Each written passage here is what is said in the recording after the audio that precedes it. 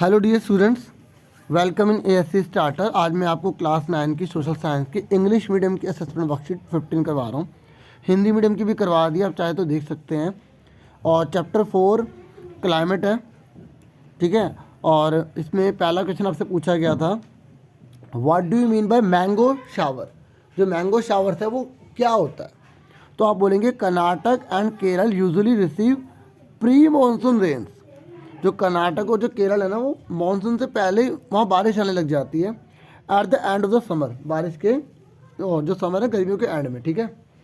और due to this, इस वजह से क्या होता है, मैंगोज राइपन क्विकली, वहाँ पर ना मैंगो जल्दी पक जाते हैं और बहुत बड़ी मात्रा में आम ही आम होते हैं हर जगह। तो hence it is also called mango showers, इसलिए से मैंगो शावर्स कहते हैं, आमर वर्षा कहते हैं हिंदी में।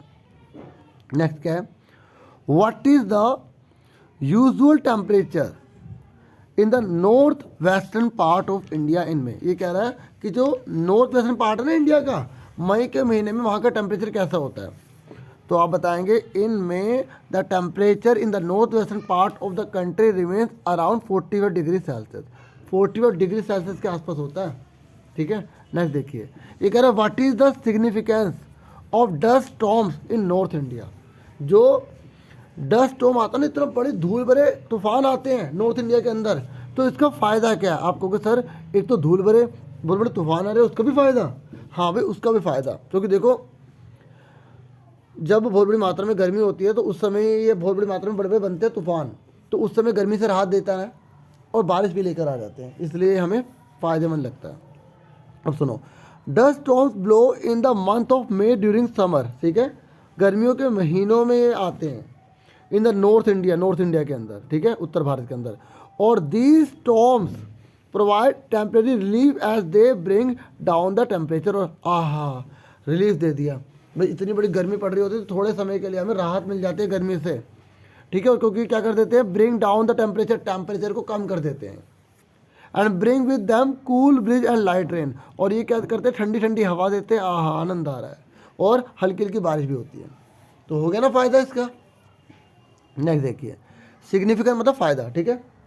ये कह रहे हैं इन विंटर, सर्दियों में the western cyclonic disturbance originate from which sea. ये कह रहा है जो विंटर के अंदर जो वेस्टर्न साइक्लोनिक की जो डिस्टर्बेंस पैदा होती है, ठीक है, वो किस समुद्र से होती है, ठीक है, कहाँ से होती है। तो इन विंटर में a western cyclonic disturbance originates from the Mediterranean sea से होती है, ठीक है। कहाँ से होती है? मेडिटेरियन सी से होती है। नेक्स्ट पर आ जाइए, नेक्स्ट क्वेश्चन है, ये कह रहा है why are hills cooler during summer season. ये कह रहा है जो पहाड़ी इलाका होता है गर्मियों के मौसम में वहाँ पर ठंडक क्यों होती है? क्योंकि आप जब ऊपर की तरफ जाते हैं तो टेम्परेचर डिक्रीज हो जाता है, ठीक है। The hills are cold in summer season because the temperature decrease as we move upward. जब ऊपर की तरफ जाते हैं तो टेम्परेचर क्या हो जाता है, डिक्रीज हो जाता है। सेवंथ क्वेश्चन है, why do winters in India experience dry season. ये कह रहा है जो विंटर्स है ना, जो सर्दी का जो मौसम होता है उसमें जो है वो ड्राई सीजन का होता है, शुष्क मौसम क्यों होता है। तो आप बताएंगे जो नॉर्थ ईस्ट ट्रेड विंड्स होती है, ये बहुत इंपॉर्टेंट है, नॉर्थ ईस्ट ट्रेड विंड्स, ठीक है, blow in the most of Indian winter, ठीक है। अगर आपसे पूछेगा ना ट्रेड विंड जो है इंडिया में मोस्टली कब ब्लो होती है, कब बहती हैं, तो आप बताएंगे विंटर में। और ड्यू टू दिस विंड्स, इन हवाओं के कारण ड्राई वेदर अकर्स, इन हवाओं के कारण ड्राई वेदर आ जाता है, क्योंकि in the most part of the country, ठीक है, पूरी कंट्री के अंदर आ जाता है dry season. These winds blow from the land to sea, ये जो विंड्स होती हैं ये लैंड से सी की तरफ जाती है, due to which there is a dry season, इसलिए वहाँ पर क्या होता है, ड्राई सीजन होता है, ठीक है। अब आप इसको नोट कर सकते हैं, आराम से कर सकते हैं, ठीक है। नेक्स्ट क्वेश्चन है 8वां, देखिए, ये कह रहा है state 3 dominant characteristics of the Indian monsoon. जो इंडियन मानसून है उसकी कोई 3 विशेषता आपको बतानी है, आप कोई सी भी 3 लिख देना। जो भारत का जो मानसून है ना, उसकी विशेषताएं क्या है। देखिए, जब आप लॉन्ग क्वेश्चन लिखेंगे ना तो सबसे पहले आपको ये लाइन ऐसे लिखनी चाहिए कि following are the reason, following are the points, इस तरीके से, ठीक है। We can understand the main feature of the Indian monsoon through the following points, ठीक है। और उसके बाद यहाँ पर ऐसे बिंदु डाल के स्टार्ट कर देना। तो फॉलोइंग फीचर है जो हम जान रहे हैं। पहला भारत की जो मानसून है ना, उसकी फीचर ये है कि यहाँ पे अनइवन डिस्ट्रीब्यूशन है, मतलब कि ये जो भारत का जो मानसून है हर जगह एक जैसा नहीं है, यूनिफॉर्म नहीं है, हर जगह बारिश इंडिया में एक जैसी नहीं होती और हर साल भी उतनी नहीं होगी जितनी पिछले साल हुई है, अगले साल हुई है, इस तरीके से, ठीक है। A feature of the Indian monsoon is that due to this there is a no uniform rainfall all over India, ठीक है, वही लिखा है ना। नेक्स्ट देखिए अनसर्टेनिटी, ये कह रहा है one of the feature of the Indian monsoon is that it does not have a fix time, ये कह रहा है इसका कोई फिक्स टाइम नहीं होता, मतलब कभी मानसून पहले भी आ जाता है, कभी बाद में भी आता है। This mean that the monsoon can come on time and sometime it come late, ये कभी टाइम पर आता है, कभी लेट आता है। अब देखिए टोरेंशियल रेन क्या होती है, मतलब लगातार बारिश होना। A feature of the Indian monsoon is that due to the monsoon many areas of India receive continuous torrential rains for many days due to which water logging also occurs. ये कह रहे हैं कि टोरेंशियल रेन होता है मतलब एक लगातार कई दिन किसी राज्य में किसी इलाके में बारिश होती रहती कई दिन तक होती रहती है। जैसे आप बम्बई का बहुत सुनते होंगे, है ना, तो वहाँ पर क्या होता है वाटर लॉगिंग, मतलब पानी जाम हो जाता है, इतने से भर जाता है, दिक्कत आती है, आता है ना, दिल्ली में भी कभी कभी हो जाता है। उसके बाद देखो कोई 3 लिखने हैं।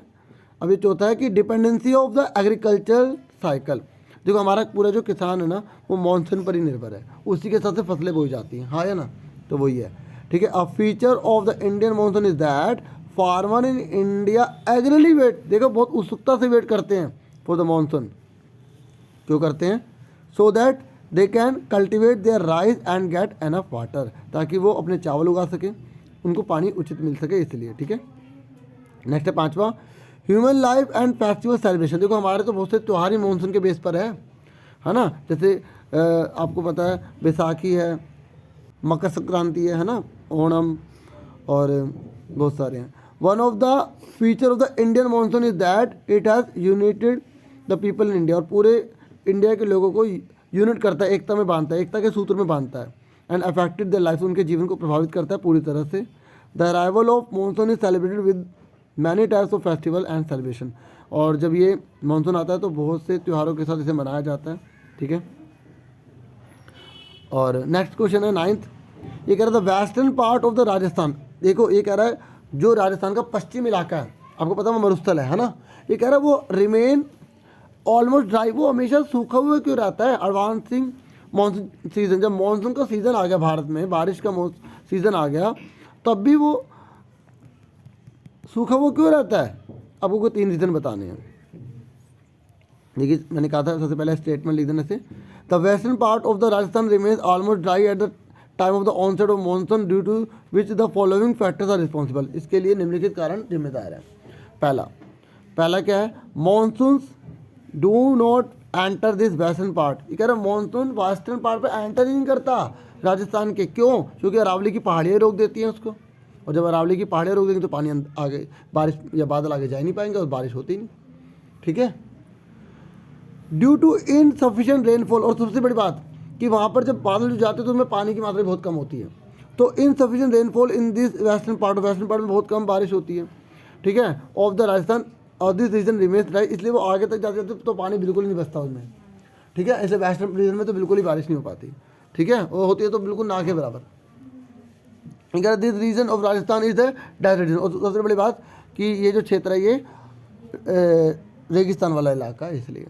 अब देखिए लॉन्ग क्वेश्चन है, तो इसमें बोला गया है कि 10वें क्वेश्चन में is the distribution of the rainfall uneven in India, कि इंडिया के अंदर जो बारिश होती है क्या वो अनइवन हर जगह एक जैसी नहीं होती, क्या आप बताइए, होती है हर जगह एक जैसी नहीं होती ना। तो 5 फैक्टर बताओ आखिर क्यों इंडिया के अंदर इतनी बड़ी मात्रा में जो बारिश होती है लेकिन वो हर जगह अलग अलग क्यों होती हैं। तो देखिए ये ब्लैक पेन से है, तो ये आंसर से स्टार्ट हो गया आंसर, ठीक है, ये आंसर है। तो answer the distribution of the rainfall in India is sky high, ये कह रहा है कुछ इलाकों में मतलब जो है वो ज़्यादा है, कुछ इलाकों में कम बारिश हो रही है, स्काई हाई मतलब अनइवन है, ठीक है। फॉलोइंग रीज़न, इसकी जगह ठीक है, ये यहाँ से बिल्कुल अनइवन भी लिख सकते हैं पूरा सेम लाइन, ठीक है। तो देखिए कौन कौन से फैक्टर हैं जिसकी वजह से इंडिया के अंदर बारिश हर जगह एक जैसे नहीं होती। पहला, monsoon wind is not irregular, मतलब मानसून की जो हवा है ना वो रेगुलर नहीं है, क्या नहीं है, रेगुलर मतलब नियमित रूप से नहीं आती। जो भी हमने पढ़ा ना ऊपर वही लिखना है आपको।